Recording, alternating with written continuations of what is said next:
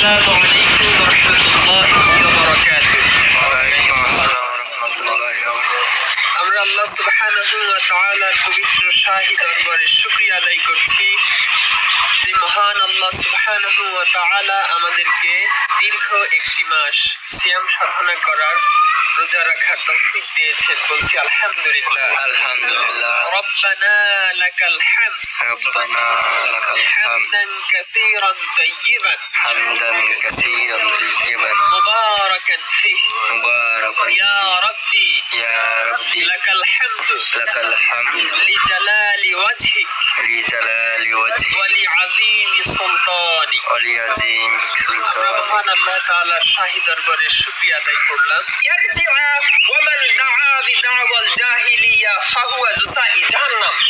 রাসূলুল্লাহ সাবধানতার বাণী শুনিয়ে বলছেন, খবরদার, সাবধান, তোমরা জাহিলিয়াতের দিকে, অজ্ঞতার দিকে অগ্রসর হবে না। যদি এমনটা হও ফাহুয়া মিন জুসাই জাহান্নাম, তাহলে তার স্থান সে জাহান্নামের জন্য নির্ধারণ করে নিল। তখন সাহাবীরা বলছে যে ক্বালু ইয়া রাসূলুল্লাহ, হে আল্লাহর রাসূল সাল্লাল্লাহু আলাইহি ওয়াসাল্লাম, ওয়া ইন সামা ওয়া সাল্লা, এই ব্যক্তি যদি নামাজ আদায় করে, এই ব্যক্তি যদি রমজান মাসে রোজা রাখে, আপনারা কি কথা বুঝতেছেন? রাসূলের কাছে জিজ্ঞাসা করলো যে হে রাসূলুল্লাহ, আপনি বললেন যে যদি সংঘবদ্ধ জীবন থেকে সরে যায় তাহলে সে জুসাই জাহান্নাম, তার স্থান জাহান্নামে হবে। তো এই ব্যক্তি তো নেক আমল করেছে, ভালো কাজ করেছে। ক্বালু ইয়া রাসূলুল্লাহ, সাহাবারা বলছে এটা জমা। ক্বালু, তারা জিজ্ঞাসা করলো ওয়া ইন সামা ওয়া সাল্লা, যদি তারা রোজা রাখে, যদি তারা সালাত আদায় করে, ভালো কাজ করে, তাহলেও কি? রাসূল সাল্লাল্লাহু আলাইহি ওয়াসাল্লাম বললেন ক্বালা ইন সামা ওয়া সাল্লা, হ্যাঁ অবশ্যই সংঘবদ্ধ জীবন থেকে তারা যদি সরে যায়, জামাতবদ্ধ জীবন থেকে নামাজ আদায় করলেও, রোজা রাখলেও, নেক কাজ করলেও তাদের জন্য জাহান্নাম অবধারিত। অতএব এই হাদিস থেকে সিয়ামের এই শিক্ষাটাকে আমাদেরকে নিতে হবে। প্রথম আমি যে হাদিসটি বলেছিলাম, সুতরাং এই দুইটা হাদিসকে সমন্বয় করে রমজানের শিক্ষাকে যদি এই ঈদের ময়দান থেকে, মাঠ থেকে আমরা আমাদের জীবনের জন্য নির্ধারণ করতে পারি, ইনশাআল্লাহ আশা করা যায় আমাদের জীবন সফল হবে। পৃথিবীতে 100টির উপরে অস্ত্র কারখানা রয়েছে, যার 51টি শুধু আমেরিকাতে, ইউএসএতে। এর ভিতর আবার টপ 10 সবচেয়ে বড় যে 10টি কারখানা, এই 10টাই ইহুদিদের। তো এখানে আপনারা লকহিড মার্টিন একটা অস্ত্র কারখানার নাম, এরপরে আছে আপনার রেইথন এবং উজি এই অস্ত্র কারখানাটা অবশ্য ইসরায়েলের। আপনারা জানেন আমাদের পার্বত্য অঞ্চল অর্থাৎ রাঙ্গামাটি, বান্দরবান, খাগড়াছড়ি, এই অঞ্চলটা এখন উত্তপ্ত। এখানে কেএনএফ অর্থাৎ কুকি চীন নামক এক সন্ত্রাসী বাহিনী, তারা আলাদা রাষ্ট্র করতে চায়, যেটা এর আগে সন্তুলারমার বাহিনীরা জেএসএস নামে তারা করেছিল। আমরা আল্লাহ তাআলার কাছে দোয়া করি আমাদের এই মাতৃভূমির জন্য। মাতৃভূমির প্রতিটি ইঞ্চি জায়গা আল্লাহ রাব্বুল আলামিন কিয়ামত পর্যন্ত রক্ষা করুন, বলি আমিন। কারণ দেশপ্রেম, দেশাত্মবোধ এটা মুসলমানের ইমানি দায়িত্ব। সুতরাং আমরা জীবিত থাকতে আমাদের ভূখণ্ডের 1 ইঞ্চি জায়গা কোন শকুনের দৃষ্টি পড়তে আমরা দিব না, ইনশাআল্লাহ। এজন্য আমরা বলতে চাই তাদের সাথে শান্তি আলোচনা নয়, এখানে দুর্বলতা কোথায়? আমাদের 3 লক্ষের উপরে প্রশিক্ষিত সেনাবাহিনী আছে, আরে কোথায় কুকি চীন? প্রয়োজনে সরকারের প্রতি আমরা আহ্বান রাখতে চাই, আমাদের বাংলাদেশি যুবকদেরকে আপনি প্রশিক্ষণ দিয়ে সেই 71-এর মতো আবার আমাদের হাতে অস্ত্র দিন, আমরা ওদের মোকাবেলা করবো ইনশাআল্লাহ। কিন্তু আমাদের এই ভূখণ্ডের 1 ইঞ্চি জায়গা আমরা ছেড়ে দিব না, এটা অশুভ পায় তারা। অতএব এখানে যদি অস্ত্র কারখানা রয়েছে, যার 51টি শুধু আমেরিকাতে, ইউএসএতে। এর ভিতর আবার টপ 10 সবচেয়ে বড় যে 10টি কারখানা, এই 10টাই ইহুদিদের। তো এখানে আপনারা লকহিড মার্টিন একটা অস্ত্র কারখানার নাম, এরপরে আছে আপনার রেইথন এবং উজি এই অস্ত্র কারখানাটা অবশ্য ইসরায়েলের। আপনারা জানেন আমাদের পার্বত্য অঞ্চল অর্থাৎ রাঙ্গামাটি, বান্দরবান, খাগড়াছড়ি। ওয়ালাইকুম আসসালাম ওয়া রাহমাতুল্লাহি ওয়া বারাকাতুহু।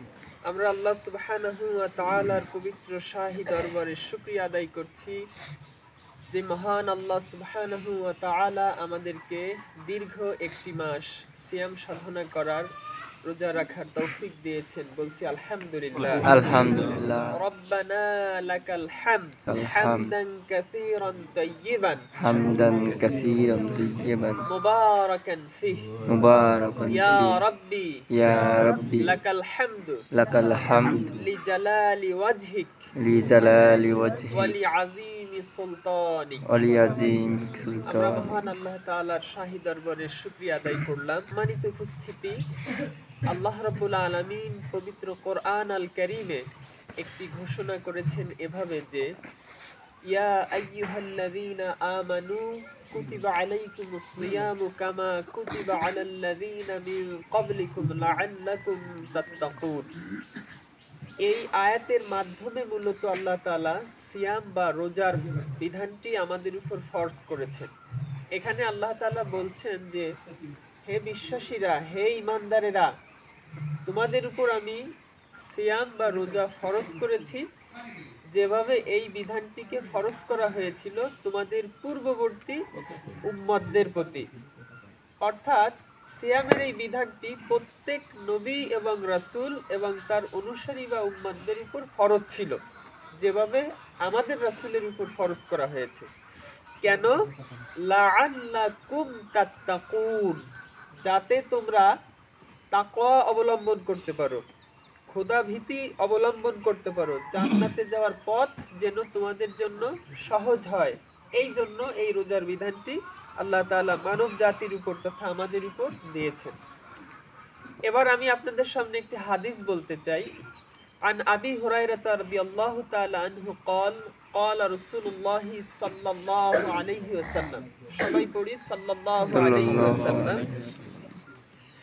মান লাম ইয়াদা, রাসূলুল্লাহ বলেন, মান লাম ইয়াদা কাওলাজ জুরি ওয়াল আমালা বিহি ওয়াল জাহল ফালাইসা লিল্লাহি হাজাতুন আন ইয়াদাআ তাআমাহু ওয়ালা শারাবাহ। এই হাদিসটি সহিহ আল বুখারীতে এসেছে। রাসূলুল্লাহ বলেন যে,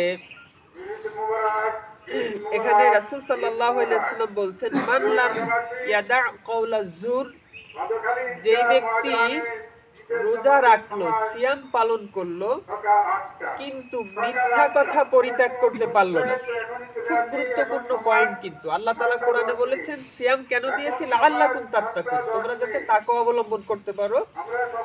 এই তাকওয়া অবলম্বন করার পদ্ধতি রাসূলুল্লাহ সাল্লাল্লাহু আলাইহি ওয়াসাল্লাম হাদিসের মাধ্যমে বলছেন যে, তাকওয়া তো তারা অবলম্বন করতে পারবে যারা সিয়াম সাধনা করে, রোজা পালন করে, কওলা জুর তথা মিথ্যা কথাকে বর্জন করবে, এবং ওয়াল আমালা বিহ, অন্যায় কাজকে পরিত্যাগ করবে, ওয়াল জাহলা, এবং মূর্খতাকে পরিহার করবে। সে সিয়ামের মাধ্যমে যে আলোর সন্ধান পাবে, কোরআনুল কারীমের নূরের সন্ধান পাবে, এই আলোকে তার জীবনে গ্রহণ করে কোরআন এবং সুন্নাহর আলোকে তার জীবন গড়বে, এই ব্যক্তিরাই তাকওয়া অবলম্বন করতে পারবে। নচেত ফালাইসা লিল্লাহি হাজাতুন আইয়াদাআ তাআমাহু ওয়া শারাবাহু, এই গুণগুলো যদি অর্জন সে করতে ব্যর্থ হয় বা না পারে, তাহলে ওই ব্যক্তির শুধু আনিয়াদাআ তাআমাহু ওয়া শারাবাহু, না খেয়ে থাকা এবং পানীয় বর্জন করা ছাড়া আর কোনো উপকার হলো না। তাহলে এখানে কিন্তু খুব একটা টার্নিং পয়েন্ট, গুরুত্বপূর্ণ একটা পয়েন্ট। তাকওয়া অবলম্বনের এই রোজা আমাদের যে শিক্ষাগুলো দিয়েছে, রাসূল সাল্লাল্লাহু আলাইহি ওয়াসাল্লাম এই হাদিসের মাধ্যমে সেই কথাটি ব্যক্ত করেছেন, তুলে ধরেছেন। তাহলে এক নম্বর কাজ হলো আমাদেরকে মিথ্যা পরিত্যাগ করতে হবে। এখন মিথ্যা বলতে শুধু কি মিথ্যা কথা বলা, নাকি এর গণ্ডি আরো অনেক বেশি?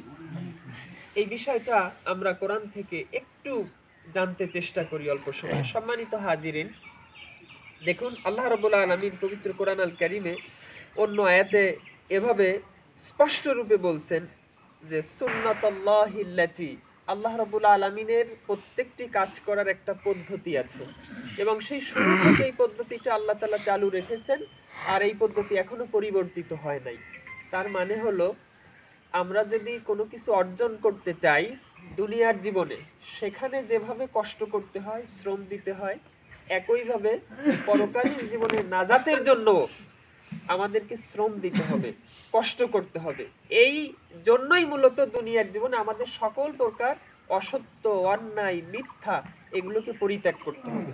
মানুষের স্বভাবগত দিক হলো এটা, বা অভ্যাস হলো এটা, যে অন্যায়ের প্রতি মানুষ উদ্বুদ্ধ হয়, খারাপ কাজগুলো করতে ভালো লাগে। মানুষ সৃষ্টিগতভাবে এরকম। কিন্তু আল্লাহ রাব্বুল আলামিন কোরআন আল কারীমের বিধান দিয়ে এবং যুগে যুগে নবী এবং রাসূলদের মাধ্যমে কোনটা অপরাধ, কোনটা অন্যায়, কোনটা পরিত্যাগ করতে হবে, কোনটা বাদ দিতে হবে, এটা প্র্যাকটিক্যালি দেখিয়েছেন, যাতে করে শয়তানের প্ররোচনায় মানুষ প্ররোচিত হয়ে জান্নাতের পথ থেকে দূরে সরে না যায়।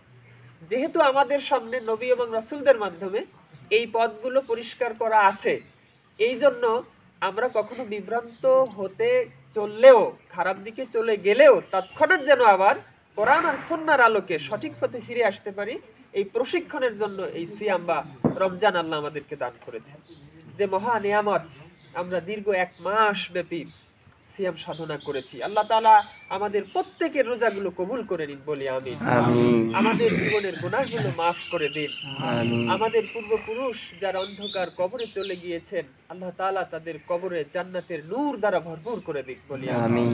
প্রিয় উপস্থিতি, তো এই মিথ্যা বর্জনের 1 নম্বর পয়েন্ট হলো অন্যায় পরিহার করার পাশাপাশি শিরককে বর্জন করা।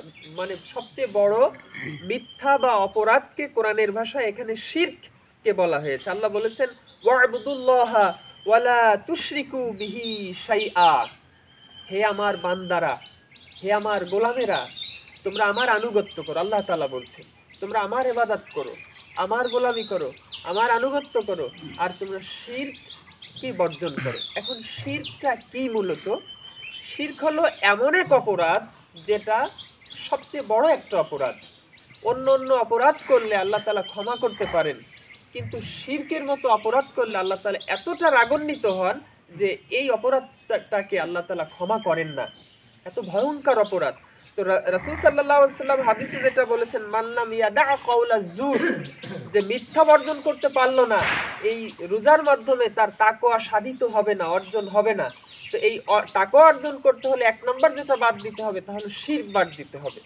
শিরকটা কি? দেখেন, আমি কোরআন থেকে আপনাদের সামনে আরেকটি আয়াত উপস্থাপন করতে চাই। সূরাতুল লুকমানের ভিতর আল্লাহ 13 নম্বর আয়াতে বলছেন, লা তুশরিক বিল্লাহ ইন্নাশ শিরকা লাযুলমুন আযীম। হে আমার বান্দারা, তোমরা শিরককে বর্জন করো, কেননা এটা হলো একটা ভয়ঙ্কর বড় অপরাধ। অন্য আয়াতে আল্লাহ বলছেন, ইন্নাল্লাহা লা ইয়াগফিরু আইয়ুশরাকা বিহি ওয়া ইয়াগফিরু মা দুনা যালিকা লিমান ইয়াশা। শিরক ব্যতীত অন্য যে কোনো গুনাহ আল্লাহ ইচ্ছা করলে মাফ করতে পারেন, কিন্তু শিরকের গুনাহটা আল্লাহ তাআলা মাফ করেন না। কেন মাফ করেন না সে বিষয়ে সামনে কথা আসছে। ওয়া মাই ইউশরিক বিল্লাহি ফাকাদ ইফতারা ইসমান আযীমা। কোরআন বলছে কারণ এটা হলো সবচেয়ে ভয়ঙ্কর একটা অপরাধ। এই অপরাধটা এত বড় কেন, এত ভয়ঙ্কর কেন? তার কারণ হলো আল্লাহ রাব্বুল আলামিন অন্য আয়াতে বলছেন, আলা লাহুল খালকু ওয়াল আমরু। মানুষের স্রষ্টা, পৃথিবীর স্রষ্টা, পৃথিবীতে যা কিছু আছে সব কিছুর সৃষ্টিকারী স্রষ্টাকে, খালিককে আল্লাহ রাব্বুল আলামিন। সুতরাং যিনি স্রষ্টা তিনি চান যে তার আইনে গোটা মানবতা, মানব জাতি, সৃষ্টিকুল সব কিছু চলবে। কিন্তু যদি শিরক করা হয় তাহলে আল্লাহ রাব্বুল আলামিনের এই ওয়াহাদানিয়াত, আল্লাহ রাব্বুল আলামিনের এই উলুহিয়াত এর সাথে একটা ভাগ বসানো হয়ে যায়। এই জন্য আল্লাহ তাআলা এই শিরকে এত বড় গুনাহ হিসেবে উল্লেখ করেছেন। অতএব আমাদের জীবনে যেন মনের ভুলেও এই শিরকের সাথে সংমিশ্রণ না থাকে, আমাদের এই বিষয়টা খুব স্বচ্ছভাবে সচেতন থাকতে হবে। আমরা সারা জীবন আল্লাহ তাআলার আনুগত্য করলাম, ইবাদত করলাম, কিন্তু পাশাপাশি শিরক থাকার কারণে আল্লাহ তাআলা আমাদের আমলগুলো নষ্ট করে দিলেন, তাহলে তো আর কোনো উপায় থাকবে? আমরা জাহান্নামী হয়ে যাব। প্রিয় উপস্থিতি, এই কারণে এই শিরক থেকে আমাদেরকে বেঁচে থাকতে হবে। শিরকের ভয়াবহতা সম্পর্কে আমি আরেকটি আয়াত আপনাদের সামনে বলতে চাই। আল্লাহ রাব্বুল আলামিন সূরা মায়েদার 72 নম্বর আয়াতে এভাবে বলছেন, ইন্নাহু মাই ইউশরিক বিল্লাহি ফাকাদ হারামাল্লাহু আলাইহিল জান্নাতা। যেই ব্যক্তি শিরক করে, অর্থাৎ মিথ্যা বর্জন করতে পারে না, তার জন্য আল্লাহ তাআলা জান্নাতকে হারাম করে দেন। কত বড় কথা, একটু লক্ষ্য করেন। এবং ওয়া মাওয়াহুন নার, তার জন্য একমাত্র আবাসস্থল হলো জাহান্নাম। মাওয়াহুন নার, জাহান্নামে থাকবে সে। ওমা লিযালিমিনা মিন আনসার, আর এরা হলো জালিমদের অন্তর্ভুক্ত, এদের কোনো সাহায্যকারী থাকবে না। মানে নবী এবং রাসূলরা এদের জন্য সুপারিশ পর্যন্ত করবে না। অতএব আমাদের জীবনে যেন শিরকের কোনো চিহ্ন না থাকে, শিরকের সাথে যেন আমরা অন্তর্ভুক্ত হয়ে না যাই। প্রিয় হাজিরিন, আমাদের জামাতের জন্য নির্ধারিত সময়ে আমরা ইনশাল্লাহ শুরু করব। আবহাওয়াটা অনুকূলে আছে, আল্লাহ তাআলা সুন্দরভাবে আমাদের ঈদের জামাত যেন শেষ করার তৌফিক দান করেন, এজন্য আমরা দোয়া করতে থাকি। আর হুজুর না আসা পর্যন্ত আমরা, যেহেতু বসে থাকলে তো এলোমেলো কথা হতে পারে, এই জন্য আমি আপনাদের সামনে কোরআন এবং সুন্নাহ থেকে কিছু কথা বলছি, আমরা একটু শুনতে থাকি। এখন শিরক বলতে আমরা সাধারণত বুঝি তাবিজ কবজ করা, তারপরে ওই যে বিবাহ অনুষ্ঠানে টুকটাক কিছু কাজ বা মাজার কেন্দ্রিক কিছু কাজ হয়ে থাকে শিরক। এইগুলোকে সাধারণত আমাদের সমাজে প্রচলিত অর্থে আমরা শিরক হিসেবে জানি। হ্যাঁ, এগুলোও শিরক, কিন্তু আসল শিরকটা, সবচেয়ে বড় শিরকটা হয় কোন জায়গা থেকে, সেই বিষয়টা আমাদের একটু জানা দরকার। দেখেন, আরেকটি কথা আমি ফাঁকে বলে রাখি, এখানে আমি আপনাদের একজন সন্তান হিসেবে আপনাদের সামনে দাঁড়িয়েছি। আমি কোরআন এবং হাদিস থেকে পড়ে যতটুকু বুঝেছি সেই কথাটুকুই আপনাদের সামনে আমি পেশ করছি, রেফারেন্স সহ। আমার কথাগুলো একজন আপনাদের সন্তান হিসাবে, একজন মুসলিম হিসাবে আপনারা শ্রবণ করবেন। আমাকে যদি আগের থেকে আপনারা কোনো একটা বিশেষ পক্ষ হিসাবে ধরে রাখেন যে উনি তো এইসব কথাই বলে থাকে, তাহলে কিন্তু হেদায়েতটা হবে না। কারণ সেক্ষেত্রে আমার কথাগুলোকে আপনারা ওইভাবে নিবেন না। যার জন্য একদম পরিষ্কারভাবে, আমি আপনাদের একজন সন্তান, এই গ্রামের একজন অধিবাসী, এই গ্রামে থেকেই আমি বড় হয়েছি। আপনারাই আমাকে দোয়া করেছেন, আপনারা আমাকে গাইড করেছেন, সব কিছু মিলে আল্লাহ তাআলা এই পর্যায়ে আমাদেরকে আসার সুযোগ দিয়েছেন। তো সেই জায়গা থেকে কোরআনের দাওয়াতটা আপনাদের কাছে আমি পেশ করছি। এবং আজকে আমি অত্যন্ত আনন্দিত, আমার জীবনের সবচেয়ে গুরুত্বপূর্ণ আনন্দ ঘন একটি মুহূর্ত এটা, যে আমারই গ্রামবাসীর সামনে, আমার সবচেয়ে কাছের মানুষ পৃথিবীতে যারা, তাদের সামনে আমি কথা বলার সুযোগ পেয়েছি। এটি আমার জন্য আনন্দের। এবং আমি আল্লাহ সুবহানাহু ওয়া তাআলার কাছে সব সময় দোয়া করি যে আল্লাহ তাআলা আমার গ্রামবাসীকে যেন পরকালীন জীবনে জান্নাতের সর্বোচ্চ মাকাম দান করেন, বলি আমিন। আমিন। এটা আমার জন্য গৌরবের। আল্লাহ তাআলা এই গৌরবকে ধরে রাখার তৌফিক দান করুন, বলি আমিন। প্রিয় হাজিরিন, তো শিরকের সবচেয়ে বড় বিষয়টা হলো আমাদের রাষ্ট্রীয় পর্যায়ের যে শিরকগুলো হয়, এই কথাগুলো আজ মুসলমানদেরকে বুঝতে হবে। আমরা এখানে এখন বসে সালাতুল ঈদ আল ফিত্র এর নামাজ আদায়ের জন্য বসে আছি। ঠিক এই সময়টা আমরা যদি একটু দৃষ্টি দেই ফিলিস্তিনের দিকে, তাহলে তাদের কি পরিস্থিতি এই মুহূর্তে দেখুন। পুরো রমজান ব্যাপী তারা সিয়াম সাধনা করতে পারেন নাই, তারা সালাত আদায় করতে পারেন নাই, এমনকি ন্যূনতম একটু খাবার, একটু খাদ্য গ্রহণ করবে এই সুযোগটাও তাদের নাই। এই পর্যন্ত কাফেররা 40,000 ফিলিস্তিনি ভাই বোন, ছোট্ট শিশু, তাদেরকে শহীদ করেছে। একজন দুইজন না, আমাদের গ্রামে কি 40,000 মানুষ আছে? অথচ ইসরায়েলের এই বর্বর সন্ত্রাসীরা 40,000 ফিলিস্তিনিকে শাহাদাত বরণ করিয়েছে। এটা হচ্ছে পত্রিকার report, CNN, Al Jazeera, BBC, এই সকল সংবাদ মাধ্যমের রিপোর্ট। তাহলে মূল সংখ্যা তো আরো অনেক বেশি। আমরা তাদের জন্য কিছু করতে পারছি না। আজ আমরা পৃথিবীতে 200 কোটি, 250 কোটির মতো মুসলমান জীবিত আছি। আমাদের মুসলিম ভাই, তারা সেখানে নির্দ্বিধায় নির্বিচারে পাখির মতো গুলি করে তাদের হত্যা করা হচ্ছে, বোম্বিং করে তাদের উড়িয়ে দেওয়া হচ্ছে। পৃথিবীতে 250 কোটি মুসলমান জীবিত থাকার পরেও কোনো ভূমিকা রাখতে পারছে না। কেন? কারণ সিয়ামের এই যে শিক্ষা, কওলা জুর, মিথ্যাকে বর্জন করতে হবে। আমরা বিশ্ববাসী মুসলিমরা, মুসলিম নেতারা, শাসকরা এই মিথ্যাকে বর্জন করতে পারেনি। তারা শিরক এর ভিতর আবদ্ধ হয়ে যাওয়ার কারণে, তারা লোভী হয়ে যাওয়ার কারণে, ক্ষমতা লোভী হওয়ার কারণে তারা আমাদের এই মুসলিম ভাইদের পক্ষে কথা বলতে পারছে। আমরা তো নিরুপায়। আমরা কি করব? আমরা দোয়া করেছি, আমরা কেঁদেছি, এর বেশি তো আমাদের করার কিছু নাই। আল্লাহ রাব্বুল আলামিন পবিত্র কোরআন আল কারীমে সূরা নিসার 75 নম্বর আয়াতে সেই কথাটা এভাবে বলেছেন, দেখেন, আমরা কিন্তু আল্লাহর কাছে ধরা পড়ে যাব। আল্লাহ তাআলা বলছেন, ওয়ামা লাকুম লা তুকাতিলুনা ফি সাবিলিল্লাহি ওয়াল মুস্তাদআফিনা মিনার রিজালি ওয়ান নিসাই ওয়াল ইলদানিল্লাযিনা ইয়াকুলুনা রাব্বানা আখরিজনা হাযিহিল ক্বরিয়াতি। বলছে আল্লাহ রাব্বুল আলামিন এখানে বলছেন, হাযিহিল ক্বরিয়াতি যালিমি আহলুহা।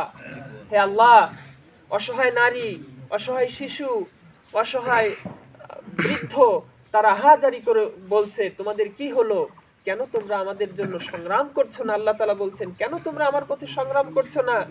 আর ওই ভাইয়েরা বলছে, আল্লাহ আমাদেরকে এই জনপদ থেকে বের করে নাও, যেখানের মানুষগুলো জালিম, আমাদের উপর অত্যাচার করছে, আল্লাহ তুমি আমাদেরকে বের করে নাও। প্রিয় হাজিরিন, এই আয়াতটা তো আমাদের সকলের জন্য। প্রিয় হাজিরিন, দেখেন আল্লাহ তাআলা এই আয়াতটা তো সারা পৃথিবীর মানুষের জন্য সমানভাবে রেখেছেন। অতএব তারা এই জাহাজারি করছে, এভাবে কান্নাকাটি করছে, শহীদ হচ্ছে এবং বলছে, ওয়াজআল লানা মিন লাদুনকা ওয়ালিয়্যা, আল্লাহ আমাদের জন্য একজন অভিভাবক পাঠাও, আল্লাহ ওয়াজআল লানা মিন লাদুনকা নাসীরা, আমাদের জন্য সাহায্যকারী পাঠাও। তো এই সাহায্যকারী কারা হবে? এই অভিভাবক কারা হবে? আমরাই তো হব, মুসলমানেরাই তো হবে, কারণ তারা আমাদের ভাই, দ্বীনি ভাই।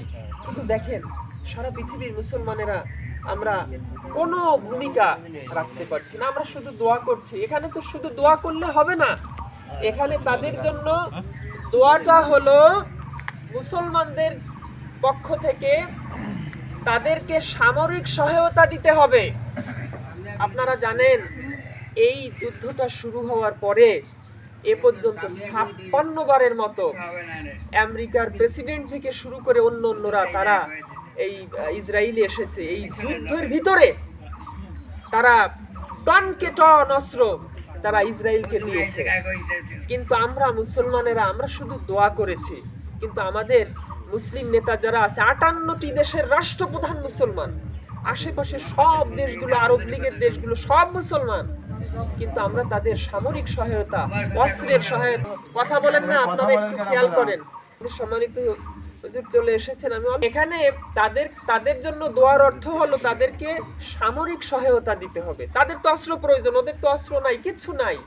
আপনারা পত্র পত্রিকায় দেখেছেন তারা অত ভারী ভারী অস্ত্রের সামনে একটা পাথর নিয়ে দাঁড়াচ্ছে, একটা পাথর দিয়ে তারা প্রতিবাদ করতেছে। এখানে মুসলমানরা শুধু দোয়া করলে তো হবে না। প্রথমে আমি যে আয়াতটা বলেছিলাম, আল্লাহ রাব্বুল আলামিন যেটা বলেছেন, সুন্নাতাল্লাহিল্লাতী ক্বাদ খালাত মিন ক্বাবল ওয়া লান তাজিদা লিসুন্নাতিল্লাহি তাবদীলা। আল্লাহ তাআলার সুন্নাত, আল্লাহর পদ্ধতি, আল্লাহর নিয়ম হলো পূর্বে যেমন ছিল এখনো তেমন, এই নিয়ম তিনি পরিবর্তন করেন না। অর্থাৎ আল্লাহ তাআলা চান বান্দা কাজ শুরু করবে, রহমত আল্লাহ করবেন, কিন্তু কাজটা তো শুরু করতে হবে। তা আমরা শুধু দোয়া করলে, তাদের জন্য দোয়া করতে হবে, কারণ আমরা নিরুপায়, দোয়া ছাড়া আর করবো কি? কিন্তু মুসলিম রাষ্ট্রপ্রধানেরা যদি সামরিক সহায়তা না দেয়, তাহলে কার্যকারী অর্থে ওই দোয়া আল্লাহ তাআলা কবুল করবেন না। প্রিয় হাজিরিন, এই জন্য আমরা একটা সুন্দর পরিবেশে আছি।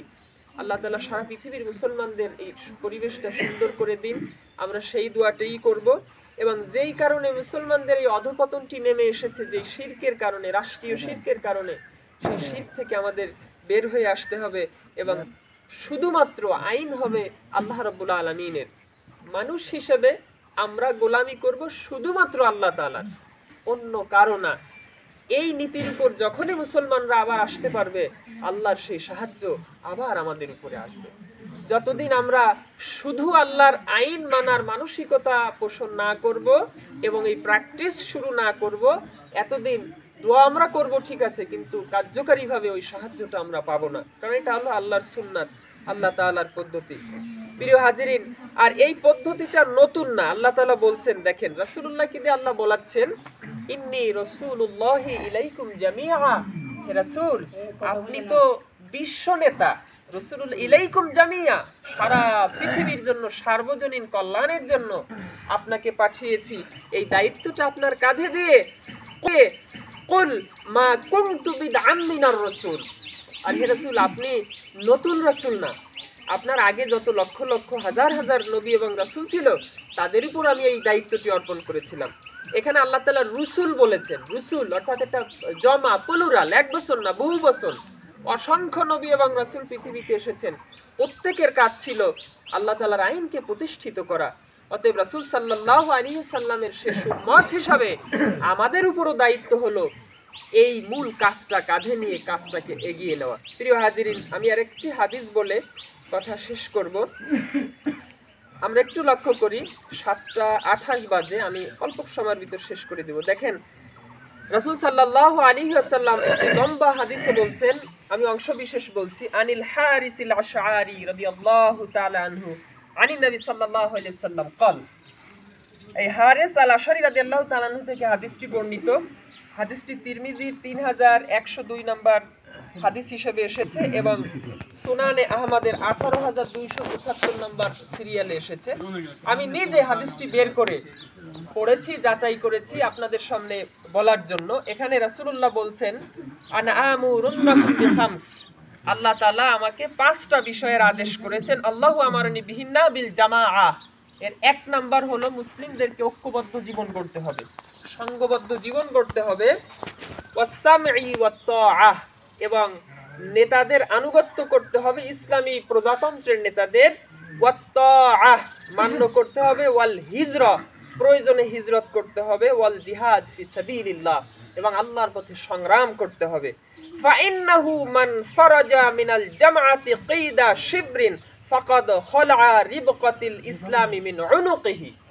গুরুত্বপূর্ণ পয়েন্ট। রাসূলুল্লাহ বলছেন যে মুসলমানরা যদি তাদের এই সংঘবদ্ধ জীবন থেকে 1 বিঘত, হাদিসের ভাষাটা দেখেন, কিদরা শিবরিন, 1 বিঘত সরে যায়, তাহলে সে যেন ফাকাদ খলআ রিবকাতিল ইসলামি মিন উনুকিহি, সে তার কাঁধ থেকে ইসলামের রশিকে খুলে ফেললো, অর্থাৎ সে বিচ্ছিন্ন হয়ে গেল।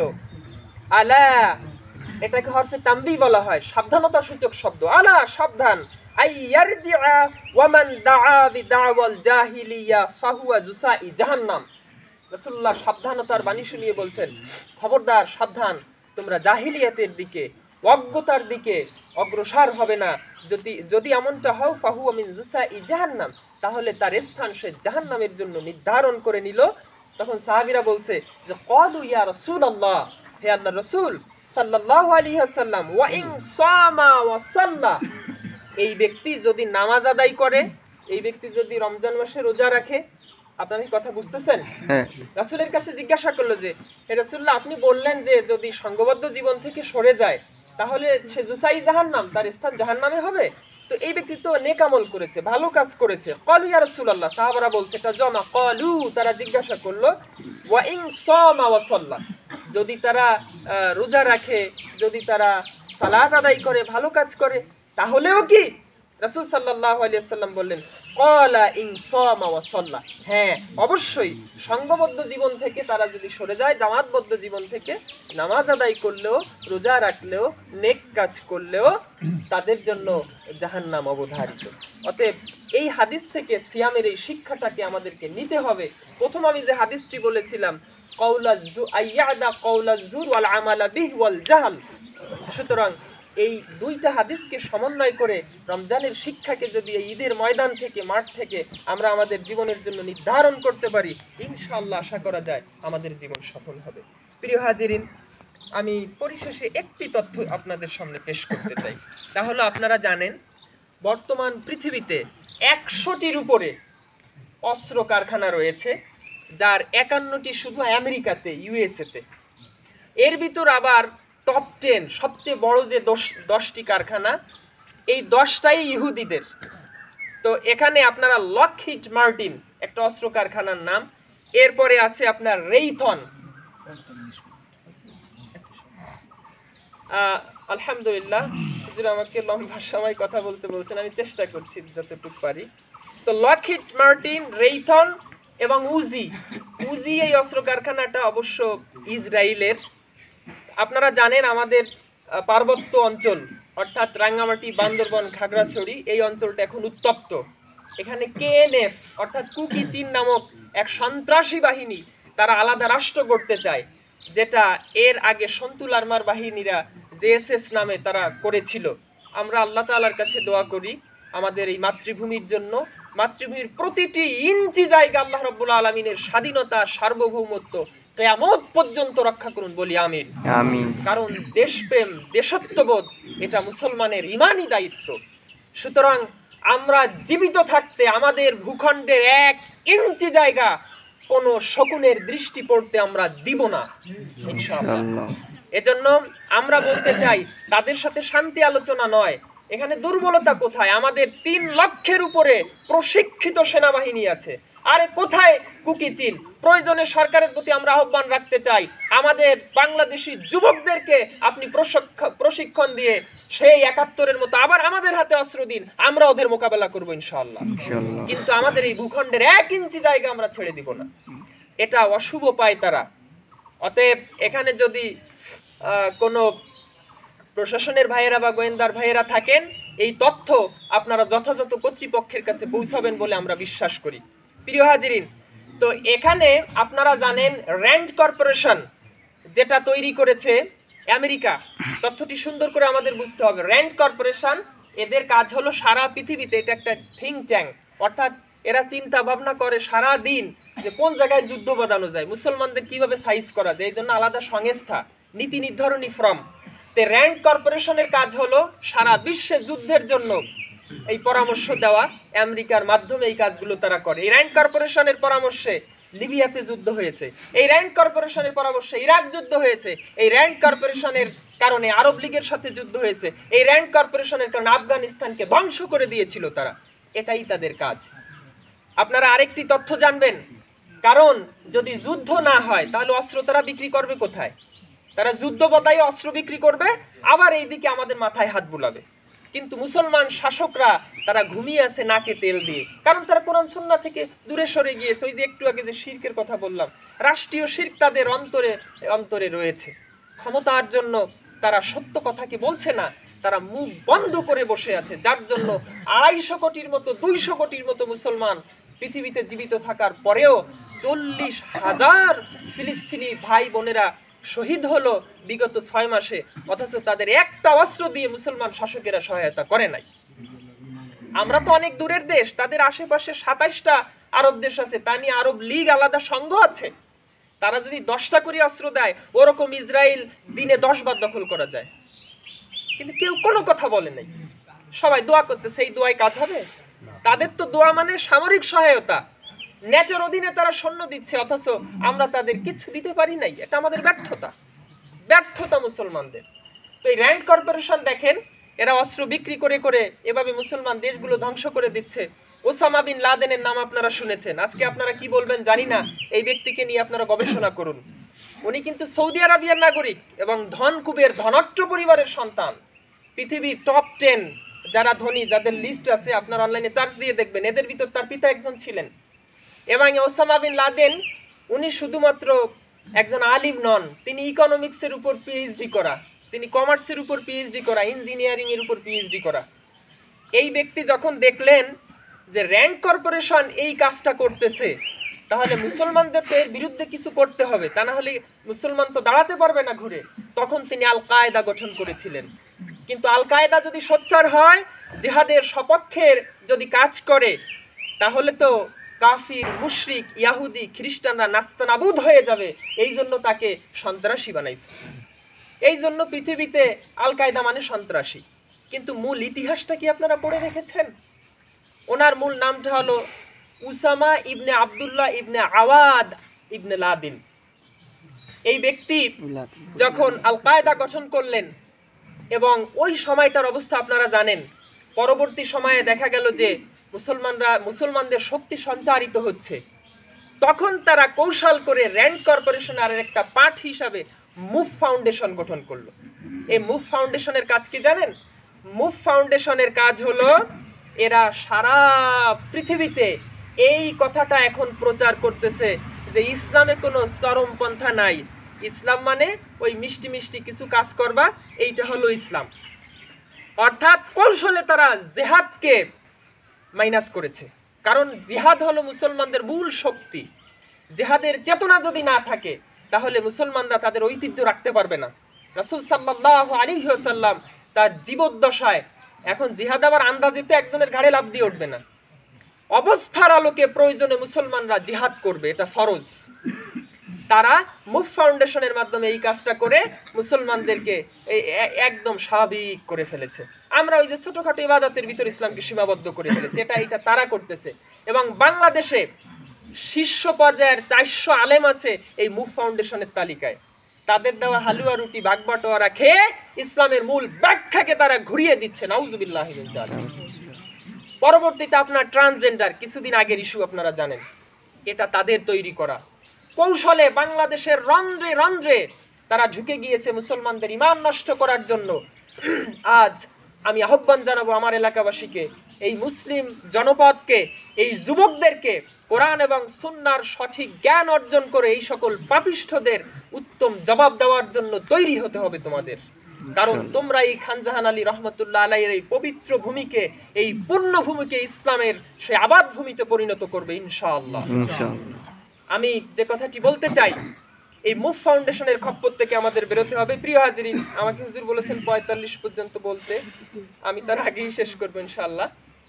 এখানে ফেইথ ইন্টারফেইথ নামে আরেকটি সংস্থা বাংলাদেশে কাজ করছে।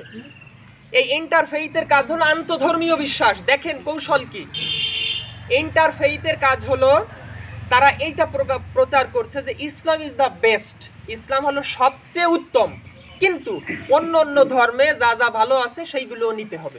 অথচ আল্লাহ তাআলা বলছেন ইন্নাদ দীনা ইনদাল্লাহিল ইসলাম, আল ইয়াউমা আকমালতু লাকুম দীনাকুম ওয়া আতমামতু লাকুম ওয়া আতমামতু লাকুম দীনাকুম, যে আমি তোমাদের জন্য ইসলামকে একমাত্র জীবন ব্যবস্থা হিসেবে নির্ধারণ করেছি, ইসলামকে তোমাদের জন্য পূর্ণতা দান করেছি। এই আয়াতের আলোকে অন্য ধর্মের কোনো জিনিস কি ইসলামে আনা যাবে? অর্থাৎ এটা কিন্তু ওই সেই ইহুদিবাদের প্রচার। তারা কৌশলে ইন্টারফেইথের মাধ্যমে এই কাজটা করছে। আমাদের বাংলাদেশের প্রত্যেক জায়গা এদের শাখা আছে, আপনারা জানেন কিনা। এই চক্র কাজ করতেছে। সুতরাং আমাদেরকে সাবধান হতে হবে। আর এদের কাজ হলো ইসলামের ওই যে ছোট ছোট কিছু দিক বলে, একটু মিষ্টি মিষ্টি কথা বলে মূল জায়গা থেকে আস্তে মানুষগুলোকে অন্যদিকে ফিরিয়ে দেওয়া। আর এই সাইডে রাজনৈতিকভাবে, এরপরে সামাজিকভাবে ইসলামের কোনো কিছু অবশিষ্ট থাকতেছে না, কিন্তু এতে আমাদের মাথা ব্যথা নেই। প্রিয় হাজিরিন, এই জন্য রাসূল সাল্লাল্লাহু আলাইহি ওয়াসাল্লামের জীবন থেকে শিক্ষা গ্রহণ করে আমাদের সেই মূল জায়গাটায় হাত দিতে হবে। দেখেন, আমরা এই রমজান পার করলাম, 17ই রমাদান 2য় হিজরি, যেই বছর প্রথম রোজা ফরজ হয়েছে। রাসূল সাল্লাল্লাহু আলাইহি ওয়াসাল্লাম বদরের যুদ্ধে অবতীর্ণ হলেন রমজান মাস রোজার সময়, 17ই রমাদান। কিন্তু এই রমজানে আমাদের এই বদরের কোনো আলোচনা হয় না। এরপরে মক্কা বিজয় 8ম হিজরি, তাও তো এই রমজান মাসে। আমি 4টা সিরাত গ্রন্থ দেখলাম, ওখানে তারিখটা 3 রকম পেয়েছি, কোথাও লিখেছে 20, কোথাও 22, কোথাও 25, 4টা সিরাত গ্রন্থের ভিতরে। তো বিখ্যাত সিরাত গ্রন্থ, সারা মানে জগৎ বিখ্যাত যে সিরাত গ্রন্থগুলো, তা আমরা ধরে নিতে পারি 20 থেকে 25-এর ভিতর যে কোনো একদিন। রাসূল সাল্লাল্লাহু আলাইহি ওয়াসাল্লাম এই সময়গুলোতে বদরে এবং মক্কা বিজয়ে রমজান চলমান, কিন্তু সাহাবীদেরকে নির্দেশ দিলেন যে তোমরা রোজা ভেঙে ফেলো। কেন? কারণ যুদ্ধ করতে হলে আমাদের শক্তির প্রয়োজন হবে, কাফেরদের বিরুদ্ধে আমাদের লড়তে হলে শক্তির প্রয়োজন হবে, পরে রোজা কাজা করা যাবে। আপনার এর আগে জানেন খন্দকটা যুদ্ধ না, জাস্ট পরীক্ষা খনন হয়েছিল, ওরা ভয়ে এমনিই পালাইছে। এই খন্দকের সময় রাসূল সাল্লাল্লাহু আলাইহি ওয়াসাল্লাম সাহাবীদের নির্দেশ দিলেন যে তোমরা সালাত ছেড়ে দাও। কথাটা বুঝবেন, কিন্তু পয়েন্টটা খুব গুরুত্বপূর্ণ। কারণ সালাত আদায় করতে গেলে শত্রুরা আমাদের কাছে চলে এসেছে, ওরা আমাদের উপর আক্রমণ করবে। এই জন্য রাসূল সাল্লাল্লাহু আলাইহি ওয়াসাল্লাম সালাতকে পরে কাজা করেছেন, কিন্তু আগে ইসলামকে রক্ষা করেছেন। আজ আমরা বাংলাদেশের মুসলমানেরা, আমরা নামাজ বুঝি, আমরা রোজা বুঝি, কিন্তু যে ইসলামের জন্য নামাজ এবং রোজাকে ছেড়ে দেওয়ার সুযোগ আছে, সেই ইসলামটাকে বুঝি না। এটা আমাদের ব্যর্থতা, এটা আমাদের ব্যর্থতা। সুতরাং আদর্শিকভাবে কোনো আপোষ হবে না।